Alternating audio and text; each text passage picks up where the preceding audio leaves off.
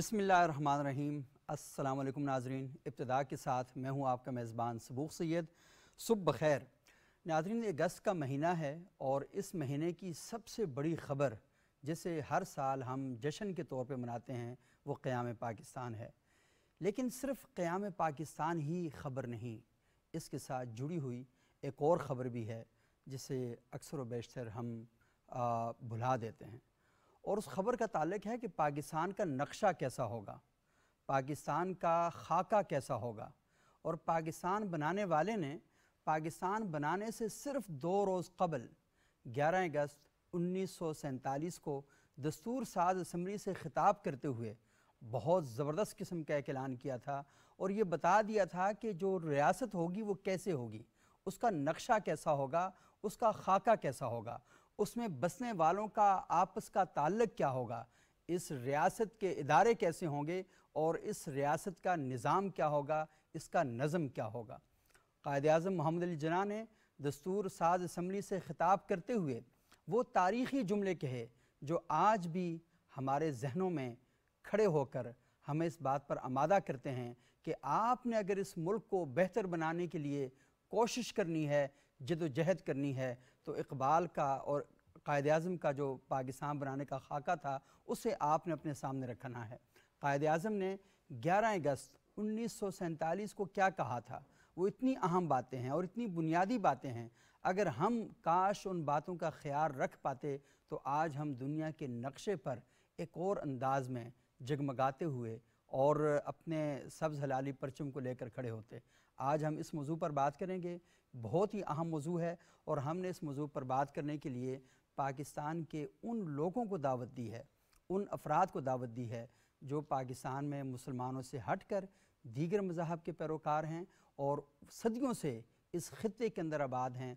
इस मुल्क की तरक्की में, इसकी तामीर में जितना दीगर लोगों का हाथ है उतना ही इन दीगर मज़ाहब से ताल्लुक़ रखने वालों का हाथ है।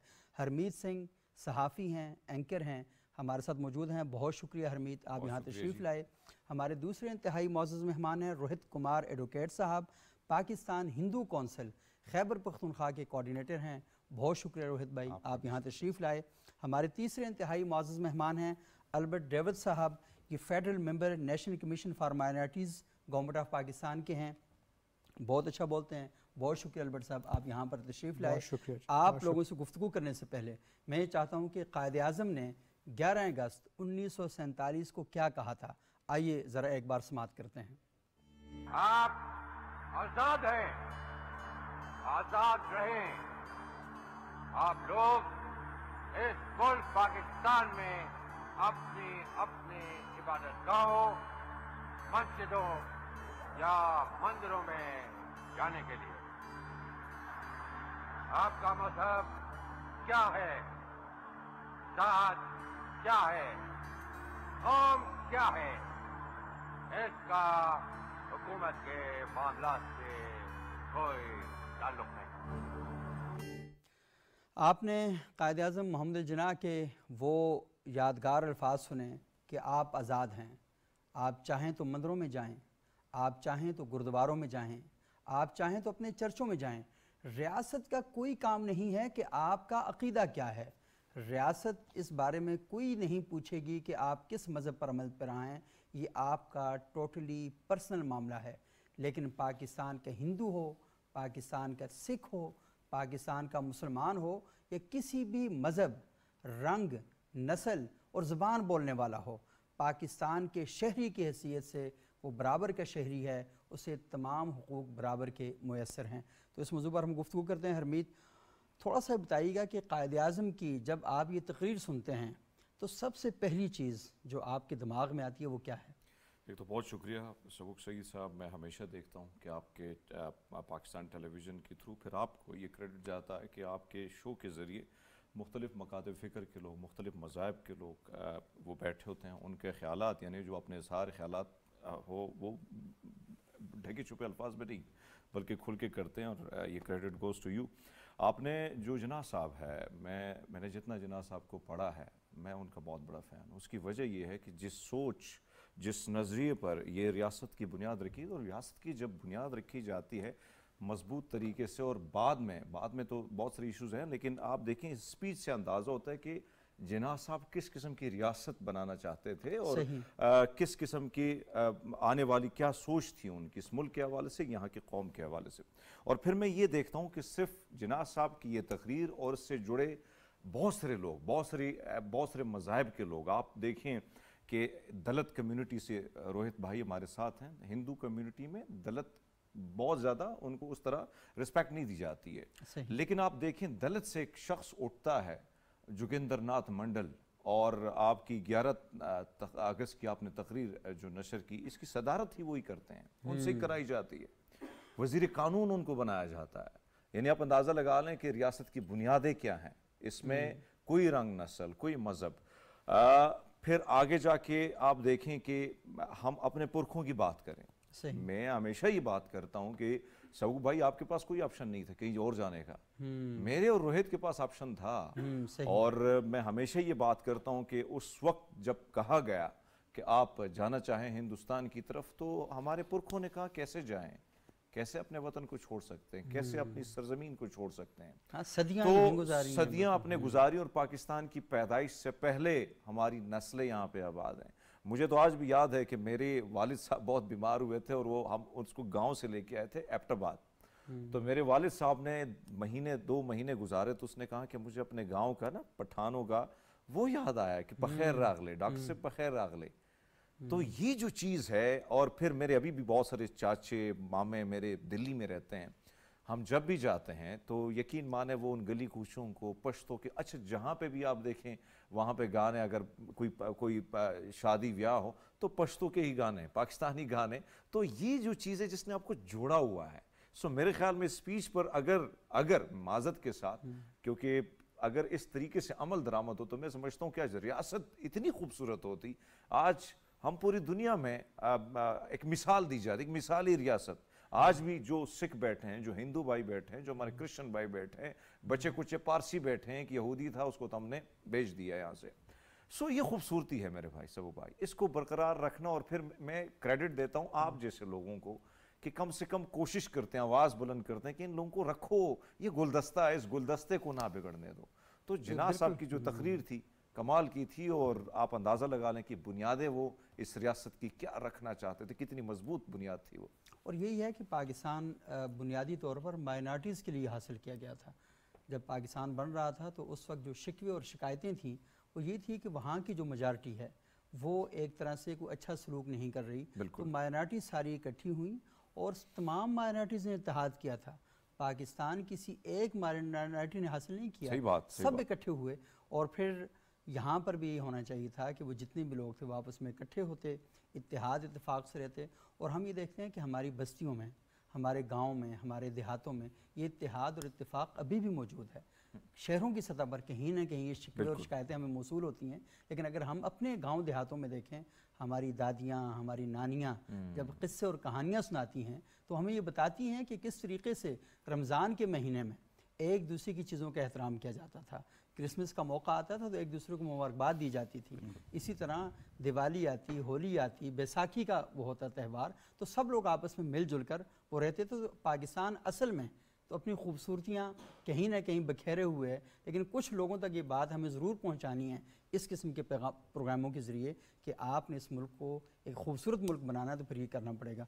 तो रोहित कुमार साहब, थोड़ा सा आप ये बताइएगा कि कायद-ए-आज़म की जो तकरीर है बड़ा वाज़े तौर पर हमें ये बताती है कि आपने मुस्तक़बिल कैसा रखना है, और आपका मज़हब है, आप जिस अक़ीदों को बेहतर समझते हैं ये आपका राइट है कि उस अक़ीदे पर अमल भी करें, उस अक़ीदे की तबलीग भी करें, ये दोनों आपके राइट हैं। आपने इबादतगाह बनानी तो ये, और मुझे ये जो सारी चीज़ें देख के लगता है कि जो सदर इस्लाम की तालीमात हैं उनके अंदर भी यही चीज़ें हैं। आप मिसाक़ मदीना देखें, वहाँ पर ओस और खज़रज के जो कबाइल हैं उनके साथ एग्रीमेंट होते हैं, मसीहों के साथ मुआहदे हो रहे हैं, वहाँ पर यहूदियों के साथ मुआहदे हो रहे हैं। तो यही कोशिश की जा रही है कि इंसानी माशरा मुख्तलिफ़ किस्म के ख़यालात, मुख्तलिफ़ ज़बानें बोलने वालों का माशरा होगा, और ये डाइवर्सिटी जो है ये इसी की खूबसूरती होगी। बहुत शुक्रिया सबूक भाई। पहले तो आपने हर वक्त हमें एक ऐसा प्लेटफॉर्म मुहैया किया जहाँ आपका प्लेटफॉर्म है जी, जहाँ हम आके अपने ख्यालात का इजहार कर सकते हैं, और आपने बहुत अच्छे मौके माइनॉरिटी को फराहम की, उस पर आपका शुक्रिया। 11 अगस्त 1947 पहली जो पाकिस्तान की दस्तूर कानून साज असम्बली थी, जिसमें माइनॉरिटी और मेजॉरिटी मौजूद थी। सरदार जी ने भी जैसे अर्ज़ किया कि जोगिंदर नाथ मंडल उसकी सदारत कर रहे थे। तो देखिए, कायद-ए-आज़म बाबा ने बड़े वाज़े अल्फाज में ये बात कह दी थी कि आप हिंदू हैं, आप सिख हैं, आप क्रिश्चन हैं, आप मुस्लिम हैं, इसका रियासत से कोई लेना देना नहीं है। आप पाकिस्तान के एक शहरी हैं, और यही वो ज़मानत थी जिसकी बुनियाद पर हम माइनॉरिटी यहाँ कायम रह गए, मौजूद रहे कि हाँ। मौजूद रहे। और देखें, उस टाइम माइनॉरिटी की जो पॉपुलेशन थी वो पाकिस्तान में 24% थी, 24%, वो हम यहाँ रह गए। वरना सरदार जी ने भी अर्ज़ किया कि हमारे लिए तो ऑप्शन खुले थे, हम वहाँ जा सकते थे, हमें क्लेम में प्रॉपर्टीज़ भी मिल सकती थी, सब कुछ मिल सकता था। लेकिन हमने उस वादे का भरम रखा कि जो बाबा ने हमसे वादा किया था कि आप इस धरती पे रहें, ये आपकी अपनी धरती है, यहाँ पे आपके साथ कोई डिस्क्रिमिनेशन नहीं होगा, आपको इक्वल राइट्स मिलेंगे। जोगिंदर नाथ मंडल को उन्होंने वज़ीर कानून बनाया, लॉ मिनिस्टर बनाया। देखें, पाकिस्तान का जो पहला चीफ जस्टिस था वो भी एक क्रिश्चियन था, नॉन मुस्लिम था। फिर इस तरह पाकिस्तान में जो वज़ीर कानून हमारे बने वो भी हमारे गैर मुस्लिम ही थे। सुप्रीम कोर्ट के चीफ तो जस्टिस बड़े बड़े ओहदों पर हमारे दास।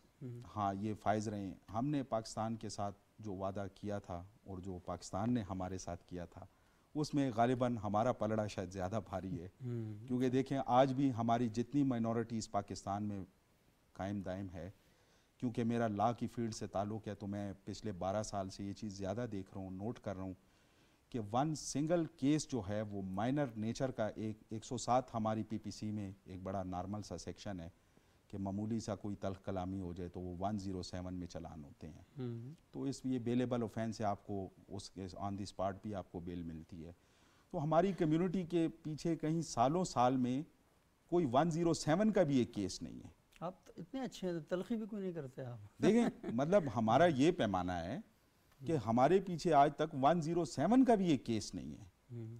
तो पाकिस्तान में हमने पीसफुल तरीके से अपना वक्त गुजारा है, इसकी तरक्की में अपना किरदार अदा किया है जितना हमसे हो सका है। इस मुल्क को भी छोड़ के कहीं नहीं गए, कैसे हालात गुजरे हैं, कैसे कैसे जगहों पे, वज़ीरिस्तान जैसी जगहों पे और तिरा जैसी और पाराचनार जैसी जगहों पे, स्वाद जैसी जगहों पे हमारी कम्युनिटी आज भी आबाद है। तालीमी इदारों मुल्क और इस मिट्टी के साथ, के अंदर, फौज के अंदर, तो इस मुल्क के साथ दीगर सिपाही शहीद हुए, हमारे हिंदू बरादरी के, देखें, आप सिख बरादरी के, शोदा में भी हमारा हिस्सा है। जी बिल्कुल। हमारे पाकिस्तान के जो फेडरल मिनिस्टर थे शहबाज भट्टी साहब, जी बिल्कुल, उन्होंने माइनॉरिटी राइट्स के लिए पाकिस्तान के लिए अपनी जान का नजराना पेश किया। सरदार सूरन सिंह थे, बिल्कुल हाँ, इसी तरह वो भी मिनिस्टर थे KPK के, और उन्होंने भी अपनी जान का नजराना पेश किया। इस तरह फ़ौज में भी कुछ सिंध से ताल्लुक़ रखने वाले हमारे जो शौदा थे क्रिश्चियन कम्युनिटी से थे, तो उन्होंने अपनी जान का नजराना। अभी कोविड आया है तो क्योंकि हेल्थ का जो महकमा था और एक इसमें एजुकेशन का था, तो इसमें हमारी क्रिश्चियन कम्युनिटी का काफ़ी ज़्यादा कंट्रीब्यूशन रहा है। तो उस दिन भी मैं एक स्पीच सुन रहा था, तो उसमें जब ये कोरोना आया है तो हमारी काफ़ी क्रिश्चियन सिस्टर्स ने, ब्रदर ने उन कोरोना में लोगों की खिदमत करते हुए पेशेंट्स की अपनी वो जानों के नजराने पेश किए, फ्रंट लाइन पे मौजूद थे। तो मतलब है कि पाकिस्तान को हमने हमेशा फ्रंट लाइन से लीड किया है, सही, किसी भी तौर से हम इसमें पीछे नहीं रहे। तो हम अपना वादा आज तक निभाते रहे हैं और ता दम ता हयात हम निभाते रहेंगे। और ये देखें, पाकिस्तान को भी फ़ख्र है पाकिस्तान में बसने वाले शहरियों के हवाले से, और गिले शिकवे जो हैं वो हमारे साथ मौजूद हैं। लेकिन हमें ये भी देखना चाहिए कि ये जो हमारी जो चीज़ें हैं उनके ना मुख्तलिफ एंगल भी हैं, उनको भी हमें देखना चाहिए। मैं एक जगह एक प्रोग्राम में था तो यहाँ पर ये बात कही गई, वो ये कहते हैं कि पाकिस्तान में जब पाकिस्तान बना तो 24% या 25% यहाँ पर माइनॉरिटीज़ बसते थे, लेकिन क्योंकि ज़्यादा जो थे वो मशरक़ी पाकिस्तान में थे, तो अब पाकिस्तान में, मौजूदा पाकिस्तान में कम हैं, तो वो जो ज़्यादा जो बड़ी तादाद थी वो मशरक़ी पाकिस्तान में थी। तो कुछ फैक्ट्स जो हैं उनको हमें ये भी देखना चाहिए। अच्छा, हमारे साथ रमेश सिंह अरोड़ा साहब मौजूद हैं, मेंबर हैं पंजाब असम्बली के। सत श्री अकाल अरोड़ा साहब। जी सत श्री अकाल साहब, कैसे हैं आप? ठीक हैं, खैरियत से हैं? जी मैं ठीक हूँ। सबसे पहले आपको अगस्त का महीना है और पाकिस्तान की आज़ादी का महीना है, तो सब लोग इसको सेलिब्रेट कर रहे हैं, तो आपको बहुत बहुत मुबारक हो। जी हम सबको मुबारक हो जी। पाकिस्तान हमारी जेब है, शान है। पाकिस्तान की वजह से हम सबका नाम है, शान है। تو خدا پاکستان پہ رحمت کرے. میری طرف سے تمام سننے والوں کو, دیکھنے والوں کو, دیکھنے والوں کو مبارک ہو. بہت بہت شکریہ. اچھا اروڑہ صاحب یہ بتائیے گا کہ قائد اعظم کی جو تقریر ہے 11 اگست 1947 کی, آج کا پروگرام ہم اس سلسلے میں کر رہے ہیں, یہ تقریر کے بارے میں جب بات آتی ہے تو آپ کے ذہن میں تصویر کیا بنتی ہے؟ دیکھیں جی, قائد اعظم محمد علی جناح نے 11 اگست 1947 کو 11 اگست 1947 کو جب انہوں نے پہلی کانسٹیٹیوئنٹ اسمبلی سے خطاب کیا, اس وقت انہوں نے بتایا کہ پاکستان کیسا ہو, اور انہوں نے ایک اسپیچ میں کہا کہ today you are free to go to your mosque, you are free to go to your mandir, اور جو بھی آپ کی عبادت گاہ ہے. اس کا مطلب قائد اعظم محمد علی جناح کو پتہ تھا کہ مسلمانوں نے جب وہ مائنورٹی تھے, اقلیت تھے, بڑی تکلیفیں برداشت کی, بڑی صحبتیں برداشت کی, تو اقلیت کا دکھ اور درد ان کو محسوس ہوتا تھا. صحیح. اس لیے قائد اعظم محمد علی جناح نے اپنی پہلی اسپیچ میں کہا کہ جو میرا پاکستان ہوگا وہ سب کا پاکستان ہوگا. میرے پاکستان کے اندر ہندو, مسلم, سکھ, مسیحی, پارسی بھائی کی کوئی تقسیم نہیں ہوگی, اور پاکستان میں بسنے والے تمام پاکستانی برابر کے قیدی ہوں. صحیح. اور آپ دیکھیے کہ جو پاکستان کا آئین ہے وہ بھی برابری کی بات کرتا ہے, وہ بھی تمام شہریوں کو برابر کے حقوق دینے کی بات کرتا ہے. تو جو قائد کا پاکستان ہے وہ پاکستان ہم نے, اور اسی کی ہم نے, آپ نے دیکھا کہ 11 اگست کو پنجاب اسمبلی کے اندر بینگ اے منسٹر مائنورٹی میں نے ایک سمری بک کی, اور میں شکریہ ادا کرتا ہوں چیف منسٹر پنجاب کا, انہوں نے میرے ڈپارٹمنٹ کی سمری میں اپروول دی, اور تاریخ میں پہلی دفعہ ہوا کہ پنجاب اسمبلی کا وہ ایوان جہاں سے جب ایس سی سنگھا صاحب اسپیکر پنجاب اسمبلی تھے اور ان کے کاسٹنگ ووٹ سے پنجاب کا فیصلہ ہوا, جی جی, اور وہ پاکستان کا حصہ بنا, اسی پنجاب اسمبلی کے اندر ہم نے پہلی دفعہ مائنورٹی ڈے کے حوالے سے ایک اسپیشل سیشن ابھی سمن کیا, اور وہ اسپیشل سیشن آیا جس میں ڈپلومیٹک کمیونٹی نے حصہ لیا, جرنلسٹ بہت سارے ہمارے دوست آئے, سول سوسائٹی آئی, اکیڈیمیا سے لوگ آئے, اور پھر ایک خاصی کثیر تعداد ہمارے پارلیمنٹیرینز کی وہاں پہ موجود تھی جنہوں نے اس دن اسپیچز کر کے جہاں پہ قائد اعظم محمد علی جناح کے ویژن کو کمیموریٹ کیا, سیلیبریٹ کیا. وہیں پہ محترمہ مریم نواز شریف صاحبہ کو جو پنجاب اسمبلی کے ایوان میں, جس میں وہ اس ایوان کا لیڈر آف دا ہاؤس نام سے منتخب ہوئی, انہوں نے جو کہا کہ اقلیت میرے سر کا تاج ہے, اور اقلیت کو تحفظ دینا میری اولین ترجیح ہے, اور میرا یہ خواب ہے کہ اقلیت جب رات کو سوئے تو ان کے اندر ڈر اور خوف کی فضا نہ ہو. تو یہ ہماری پارٹی کا مینیفیسٹو بھی ہے, ہماری حکومت کی اولین ترجیح بھی ہے, اور ریاست پاکستان کا جو ویژن ہے پورا وہ یہی ہے. اچھا رمیش صاحب, ایک چھوٹا سا سوال آپ کے ساتھ کروں گا معذرت کے ساتھ.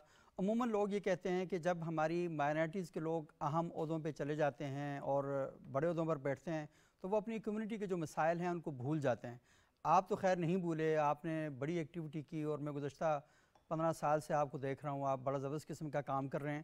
لیکن آپ کیا سمجھتے ہیں کہ پاکستان میں جو ہماری سکھ برادری ہے, اور اس کے ساتھ ساتھ کیونکہ آپ مائنورٹیز کے منسٹر ہیں, تو جو دیگر ہماری مذاہب سے تعلق رکھنے والے لوگ ہیں, ان کے جو پرابلم ہیں, ان کے جو مسائل ہیں, ان کے حل کے لیے کیا آپ دیگر کمیونٹیز کو اکٹھا کر کے کوئی ایسا فورم بنائیں, اور وہ فورم آپ کو تجاویز دے, اور وہ اس تجاویز کو آپ اپنی پارلیمنٹ کے اندر لے کر جائیں, اور آپ کو ایسا ایک بہت بڑا موقع ہے, تو کوئی ایسے انیشیٹو آپ لے رہے ہیں؟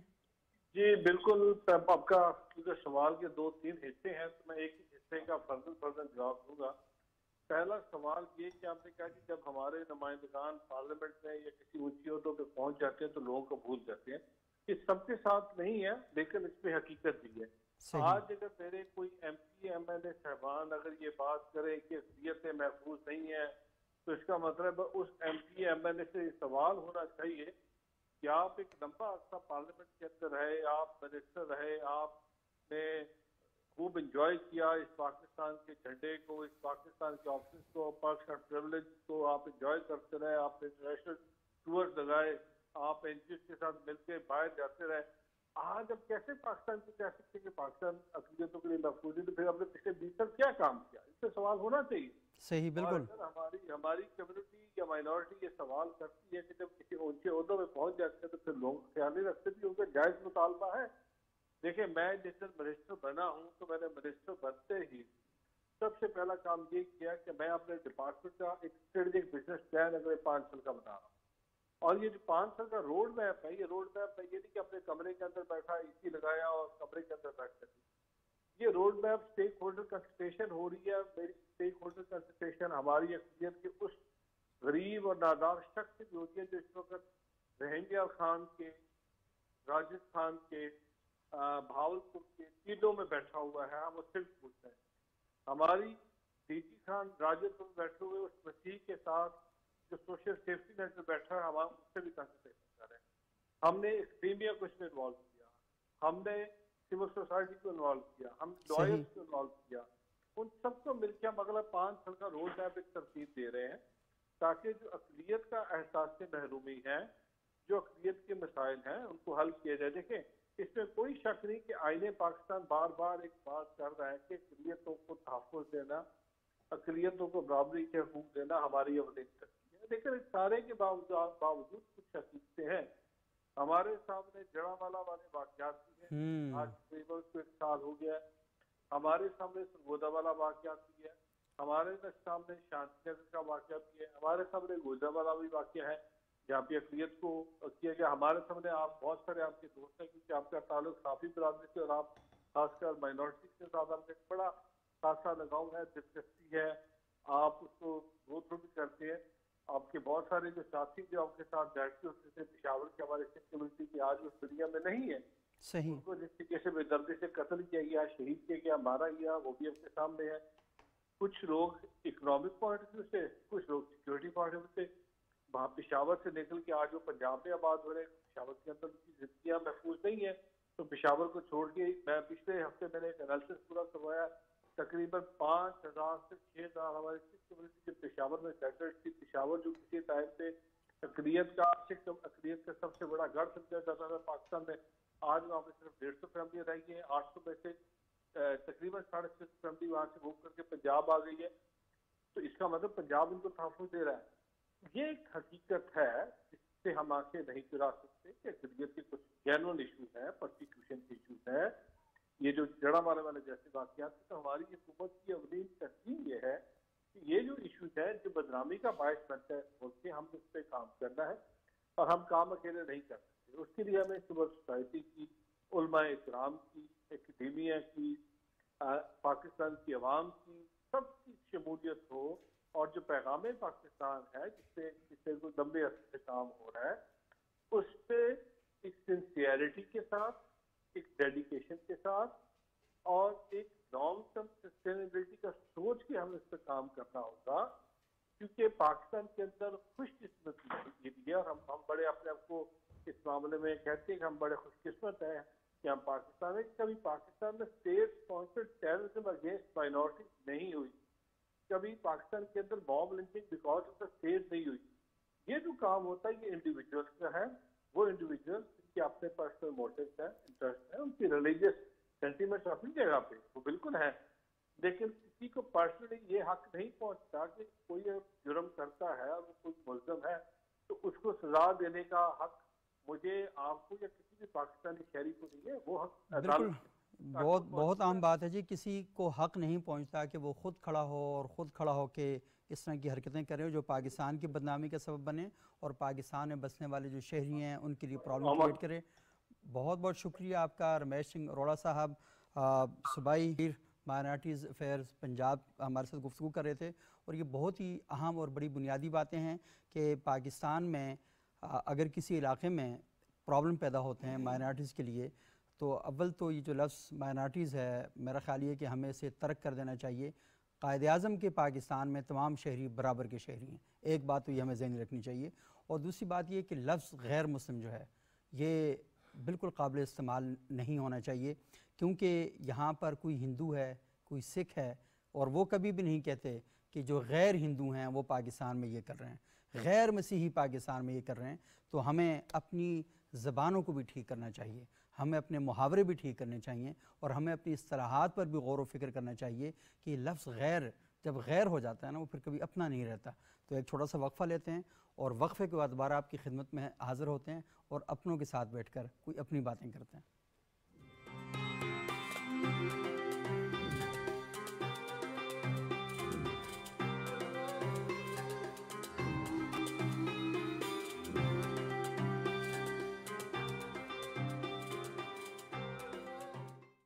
ناظرین وقفے کے بعد ایک بار پھر پروگرام میں خوش آمدید. آج ہم گفتگو کر رہے ہیں قائد اعظم کی 11 اگست 1947 کی تقریر. پاکستان کے مستقبل کا خاکہ پیش کیا جا رہا ہے, مستقبل کا نقشہ دیا جا رہا ہے کہ یہ ریاست کیسی ریاست ہوگی اور اس ریاست میں بسنے والے تمام شہری حقوق کے حوالے سے کہاں پر کھڑے ہوں گے. اور آپ نے وقفے سے پہلے گفتگو سنی ہرمیت سنگھ صاحب کی, روہت کمار صاحب کی اور رمیش سنگھ اروڑا صاحب کی گفتگو سنی. البرٹ ڈیوڈ ہمارے ساتھ موجود ہیں. بہت شکریہ ڈیوڈ صاحب, آپ یہاں تشریف لائے. مجھے تھوڑا سا یہ بتائیے گا کہ 11 اگست کی تقریر کا سن کر آپ کے ذہن میں کیا باتیں آ رہی ہیں, اور پاکستان میں جو دیگر مذاہب سے تعلق رکھنے والے لوگوں کے مسائل ہیں, آپ کی ریسرچ اور آپ کی تحقیق کیا کہتی ہے, وہ کیا ہیں اور ان کا حل ہم کیسے کر سکتے ہیں؟ سبوک صاحب تھینک یو ویری مچ موقع دینے کا آپ اپنے پروگرام میں. پہلی بات تو یہ ہے کہ اگر ہم قائد اعظم کی اسپیچ کی بات کریں تو میں اس پہ دو تین ایسپیکٹس ہیں اس پہ بات کروں گا. اسٹارٹ میں اس بات سے کروں گا کہ میں قائد اعظم کو لیڈر نہیں کہتا, میں قائد اعظم کو ویژنری کہتا ہوں. واہ, وہ ایک ویژنری تھے. اور اگر ہم تھوڑا سا موجودہ حالات کو دیکھیں تو قائد اعظم نے اس کا ادراک آج سے 100 سال پہلے کر لیا تھا. 100 سال پہلے کر لیا تھا کہ کیا حالات ہوں گے اس خطے میں جو آج حالات ہیں. سو آئی ٹیک ہم ایز اے ویژنری. دوسری بات جو بہت امپورٹنٹ ہے کہ ہم قائد اعظم کی جو اسپیچ ہے نا, اس کا صرف ایک حصہ پڑھتے ہیں. صحیح. قائد اعظم کی یہ اسپیچ بہت لمبی تھی. صحیح, بالکل. اور اس میں اور بہت سارے ایشوز جو ہیں وہ قائد اعظم نے ڈسکس کیے تھے. صحیح. اور یہ والا بھی جو حصہ ہے نا, ہم یہاں پہ ختم کر دیتے ہیں کہ جی the state has got nothing to do with your religion. اس کا جو اگلا جو ہے نا وہ بہت امپورٹنٹ ہے. اور جو آپ نے کہا نا کہ ورڈ مائنورٹی ہمیں نہیں یوز کریں, دراصل اس اسپیچ میں قائد اعظم نے ورڈ مائنورٹی ختم کر دیا تھا. انہوں نے کیا کہا تھا, انہوں نے کہا تھا کہ in due time Hindus will cease to be Hindus, Muslims will cease to be Muslims, not in the sense of religion but in political sense.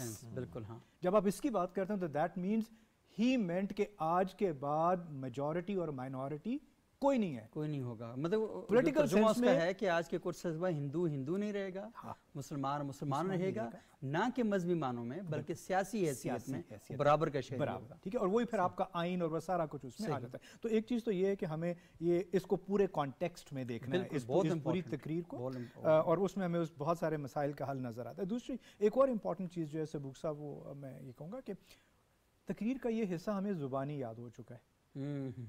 صحیح. ہم میں سے بہت سارے لوگ, جیسے میں نے ابھی وہ ورڈ ٹو ورڈ باتیں آپ سے کی, ہم میں سے بہت سارے لوگ اس تقریر کو اب زبانی سنا دیتے ہیں. مسئلہ یہ کہ ہم اس پہ عمل بھی نہیں کرتے. صحیح بات. وہ کہتے ہیں نا واک دی ٹاک. صحیح.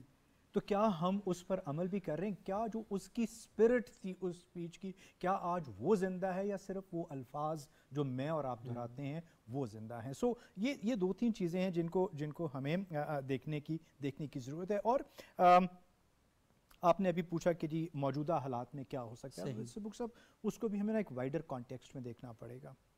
انفارچونیٹلی ہمارے معاشرے میں عدم برداشت بڑھتی جا رہی ہے. صحیح.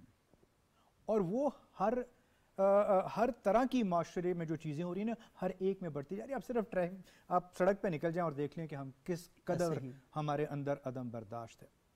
تو یہ جو مسائل ہیں جو موجود جو دیگر مذاہب, اور میں بہت خوش ہوا آپ نے خود اس کی وضاحت کر دی, آپ نے ورڈ دیگر مذاہب بار بار استعمال کیا اور ورڈ غیر مسلم استعمال نہیں کیا.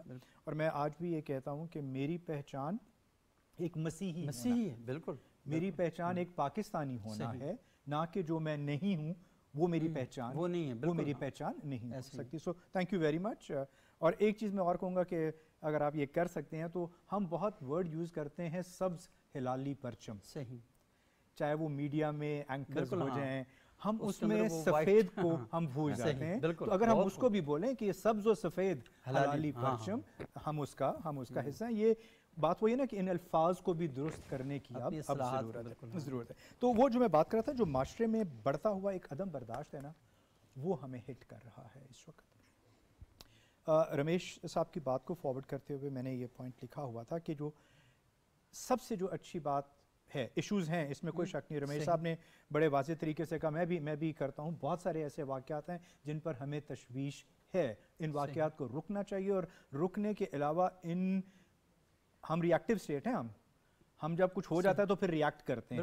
ایک تو ہمیں پرویکٹیو ہونے کی ضرورت ہے. ہم فائر فائٹنگ کرنے والے لوگ ہیں. آگ لگنی کیسے ہے, اس کو روکنا کیسے, اس پہ ہم کام نہیں کرتے, بہت کم کام کرتے ہیں. تو ایک تو وہ چیز ہمیں کرنی ہے. لیکن میں یہ ضرور کہوں گا کہ ایک چیز جو مجھے تھوڑی سی تسلی دیتی ہے کہ what is happening in Pakistan is not state sponsored. ریاست ایسے واقعات کے پیچھے کھڑی ہوئی نظر نہیں آتی. اس کو ریئیکٹ کیسے کرنا ہے, اس کو پرویکٹیو کیسے ہونا ہے, یہ ایک دوسرا معاملہ ہے, اور اس پہ ہم بہت سارا کام کر سکتے ہیں اور ہمیں کرنا بھی چاہیے. ہم تھوڑا سا ذرا اپنے پڑوس میں چلے جائیں تو آپ دیکھ لیں جو کچھ ہو رہا ہے دیٹ از اسٹیٹ اسپانسرڈ. صحیح, بالکل. اسٹیٹ اس کے پیچھے بڑا بنیادی فرق آپ نے بیان کیا. صحیح, وہ اس کو پروموٹ کرتی ہے, ویدر اٹس منی پور اور whether it's what happens in Punjab, سارا کچھ. تو ایون جو احمد آباد والے فسادات تھے 2004, تو وہ ہمیں دیکھنا ہے کہ یہ ہمارے پاس ایک پلس پوائنٹ ہے, اور اس پلس پوائنٹ کو ہم بلڈ کیسے کر سکتے ہیں. اسٹیٹ زیادہ رسپانسبل کیسے ہو سکتی ہے, ہم زیادہ رسپانسبل کیسے ہو سکتے ہیں. سوسائٹی مطلب زیادہ میٹر ہم کرتے ہیں. صحیح, ہم لوگ, ہم انڈیویجولز, معاشرہ. تو یہ کچھ چیزیں ہیں جن کے اوپر ہمیں ابھی مزید کام کرنے کی ضرورت ہے. اور ریسنٹ دنوں میں کچھ مثالیں دے کے پھر ختم کرتا ہوں جو میں سمجھتا ہوں کہ جو اچھی چیزیں ہوئی ہیں ان کو بھی ہائی لائٹ کرنے کی ضرورت ہے. سندھ میں آپ کا ڈپٹی اسپیکر ایک کرسچن ہے. صحیح, بالکل. یہ ایک آئینی عہدہ ہے. بالکل, یہ ایک آئینی عہدہ ہے. میں سمجھتا ہوں کہ یہ ایک بہت زبردست جیسچر ہے. صحیح. پنجاب میں آپ کا ایک سکھ منسٹر بیٹھا ہوا ہے. بالکل. This is also a very good gesture. اس کے علاوہ آپ نے ریسنٹلی دیکھا ہوگا میڈیا پہ بہت چیزیں آئی ہیں کہ ایک کرسچن میجر جنرل پروموٹ ہوئے ہیں اور ایک کرسچن بریگیڈیئر ڈاکٹر ابھی پروموٹ ہوئی ہیں, وہ بریگیڈیئر بنی ہے. ٹھیک ہے, تو اس سے بھی تھوڑا سا حوصلہ ملتا ہے کہ صاحب آپ یہ بھی دیکھیں نا, ایک بالکل one of the most popular and famous. اور میں اسے ایک مزے کی بات بتاؤں, یہ جب میں حمید کو دیکھتا ہوں اسکرین پہ, اب ریئلی مجھے اتنی خوشی ہوتی ہے. اور میں کہتا ہوں کہ یہ طے ہونا چاہیے کہ جو ہمارے اینکرز ہیں نا, ان کے اندر وہ جو آپ کہتے ہیں نا, یہ تو میرٹ پر ہونا چاہیے اصلاً, لیکن آپ میرٹ پر نہیں بھی آتے نا, تب بھی آپ ان کو یہ موقع ضرور دیں کہ ہمارے نیوز بلٹن میں رات کو کم سے کم ہفتے میں ایک بار کسی نہ کسی مذہب کا بندہ نا وہ خبریں پڑھ رہا ہو, پتہ چلے کہ ہم سارے برابر. اس میں سے صاحب ایک چیز, میں ابھی کل پرسوں میں ایک پروگرام میں بیٹھا ہوا تو میں نے وہاں پہ بات کی کہ پازیٹیو ڈسکریمنیشن بھی ہونی چاہیے. ہاں, یہ بالکل صحیح, اس کی ضرورت ہے ہمیں. ہمارے معاشرے کو ایک پازیٹیو ڈسکریمنیشن کی بھی ضرورت ہے اور ہونی چاہیے.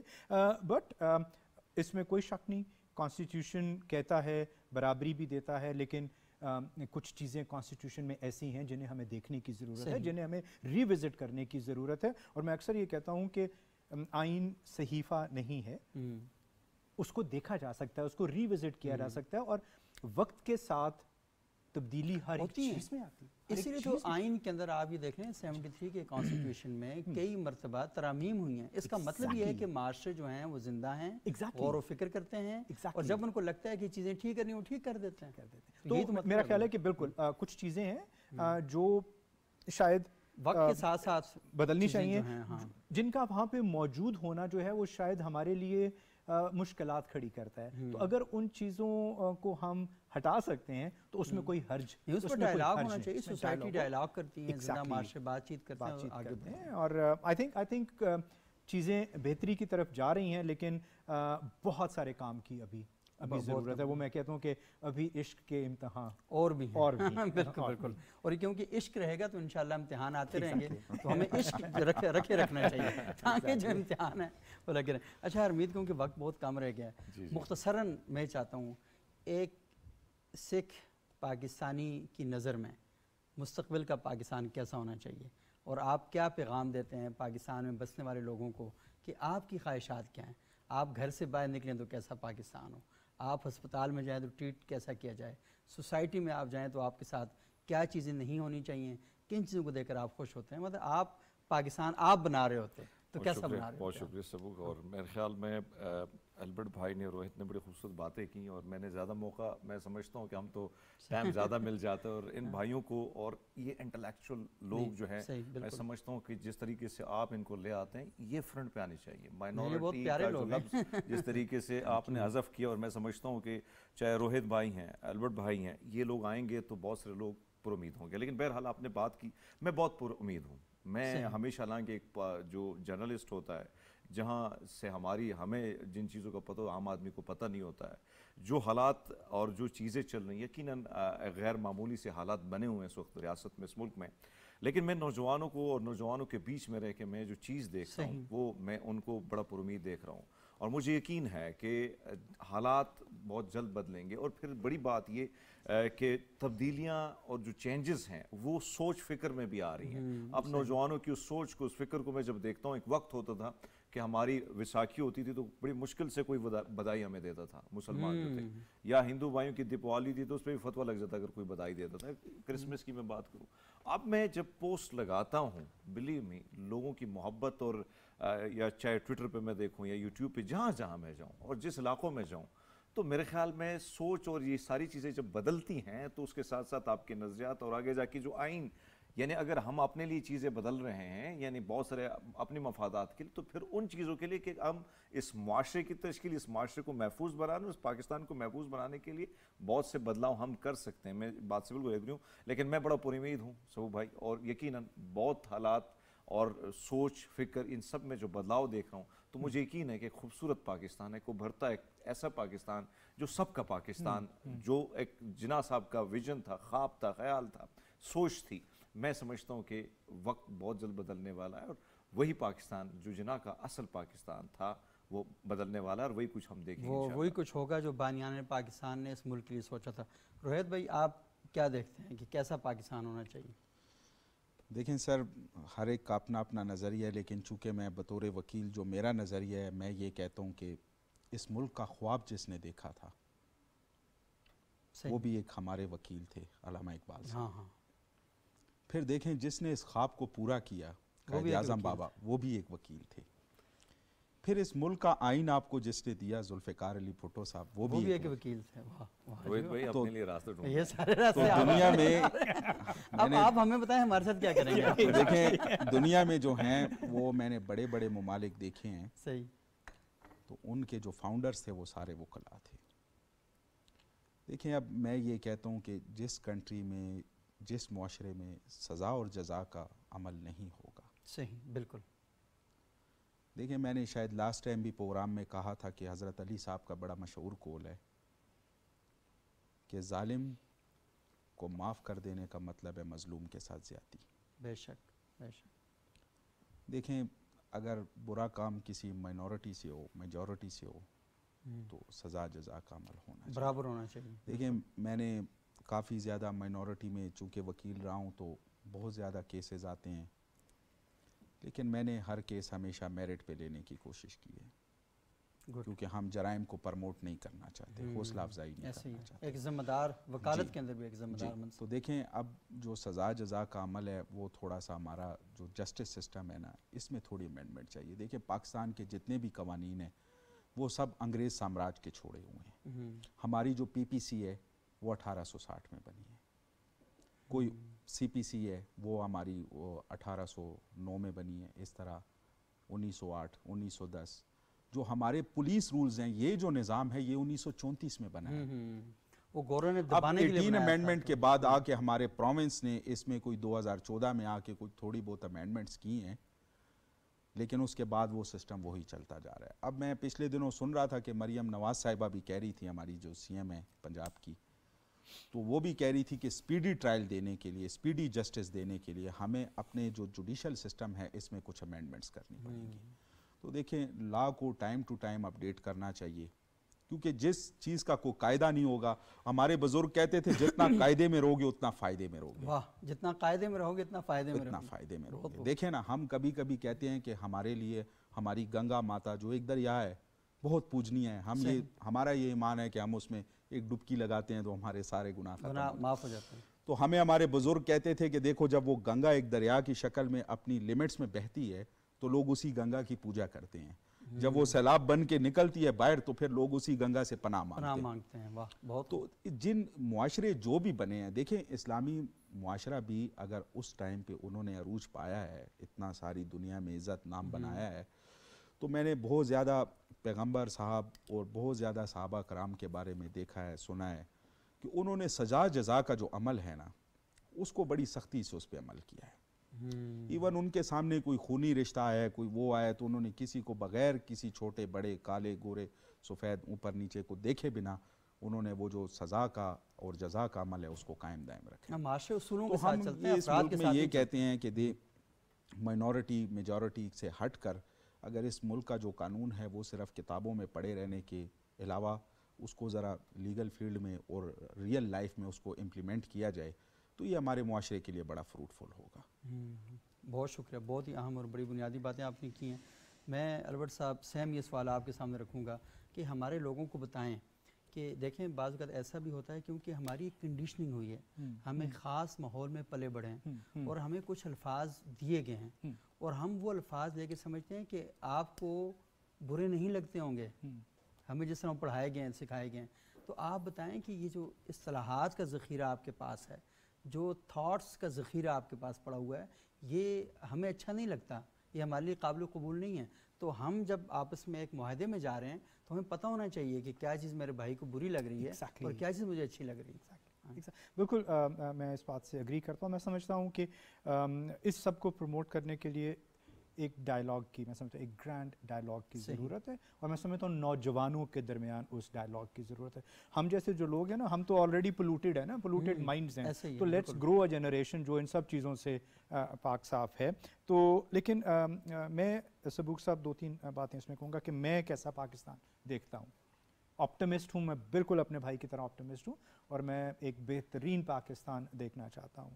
بے شک بہت سارے چیلنجز ہیں ہمیں، اور وہ صرف یہ مائنورٹی میجورٹی کے نہیں، ہم ویسے بھی بہت سارے چیلنجز ہیں، لیکن میں یہ بلیو کرتا ہوں کہ ہر چیلنج ایک اپرچونٹی لے کر آتا ہے، اور ہمارے پاس مواقع بھی بہت بہت زیادہ ہیں، تو ہمیں ان مواقعوں کو اب سیز کرنے کی ضرورت ہے۔ ذکر ہوا یوتھ کا، اور میں خاص طور پر اپنی جو ہماری یوتھ جو ہے وہ دیگر مذاہب سے تعلق رکھتی ہے، میں صرف ان کو ایک میسج دینا چاہتا ہوں۔ جی جی 65% پاکستان کی آبادی نوجوانوں پر مشتمل ہے، 65%، ایک بہت بڑا حصہ۔ اب یہ فیصلہ ہم نے کرنا ہے کہ ہم 65% کا حصہ ہیں یا 3% کا حصہ ہیں۔ بہترین۔ اب ہم نے یہ سوچ تبدیل کرنی ہے، اور یہ ہمارے اوپر ہے، ٹھیک ہے۔ اپنے آپ کو اس 3% میں نہ گنے، اپنے آپ کو اس 65% میں گنے، تو آپ کو ایک واضح اپنے اندر ایک تبدیلی نظر آنی شروع ہوگی۔ دوسری بات میں یہ کہوں گا کہ پاکستان کے پاس اس وقت جو ایک بہت بڑی اپرچونٹی ہے وہ پاکستان کا ہیومن ریسورس ہے۔ صحیح، ہم اس دنیا کا 5واں بڑا ملک ہیں۔ سب سے بڑا ریسورس جو اس وقت دنیا میں کہیں بھی ہے وہ ہیومن ریسورس ہے، وہ ہمارا نوجوان ہے۔ It is now time کہ we start investing on our youth۔ ہم اپنی یوتھ پہ انویسٹ کریں اور ٹھیک انویسٹ کریں، ہمیں اپنی جو ترجیحات ہیں ان کو تبدیل کرنے کی ضرورت ہے۔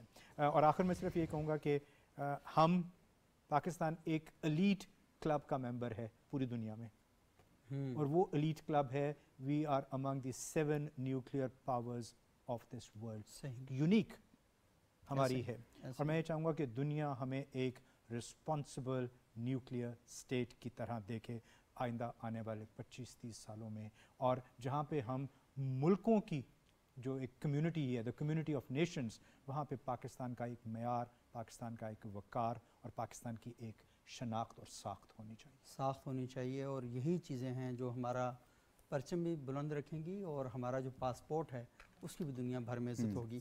اور بہت بہت شکریہ آپ کا البرٹ ڈیوڈ صاحب، بہت شکریہ روہت کمار صاحب، بہت شکریہ ہرمیت سنگھ صاحب، اور ہمیں رمیش سنگھ اروڑا صاحب نے جوائن کیا تھا، ان کا بھی بہت شکریہ۔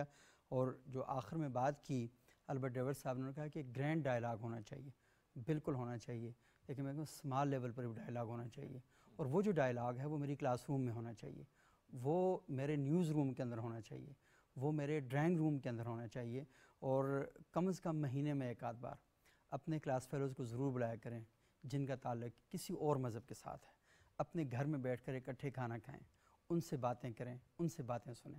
اور جو ہمارے دیگر مذاہب کے لوگ ہیں انہیں بھی چاہیے کہ اپنے بچوں کو ان سے کہیں کہ اپنے مسلم دوستوں کو بھی بلائیں، تاکہ یہ جو باتیں ہم اوپر سے کرتے ہیں نا، ایوان صدر میں کھانا ہو گیا اور وزیر اعظم ہاؤس میں کرسمس ڈنر ہو گیا، ان کی اپنی فضیلتیں ہوں گی، لیکن یہ جو گھر میں بچوں کی سطح پر آپس میں بات چیت ہوتی ہے نا، اس کا کوئی بھی دوسرا وہ نہیں ہے. تو ہمیں پر امید رہنا ہے، اور پر امید رہتے ہوئے میں شہباز شریف صاحب اکثر اوقات یہ شعر پڑھتے ہیں تو میں وہی شعر پڑھ کے ختم کروں گا کہ جب اپنا قافلہ عزم و یقین سے نکلے گا، پھر جہاں سے چاہو گے رستہ وہیں سے نکلے گا. وطن کی مٹی مجھے ایڑیاں رگڑنے دے، مجھے یقین ہے کہ چشمہ یہیں سے نکلے گا. بہت شکریہ. اللہ حافظ.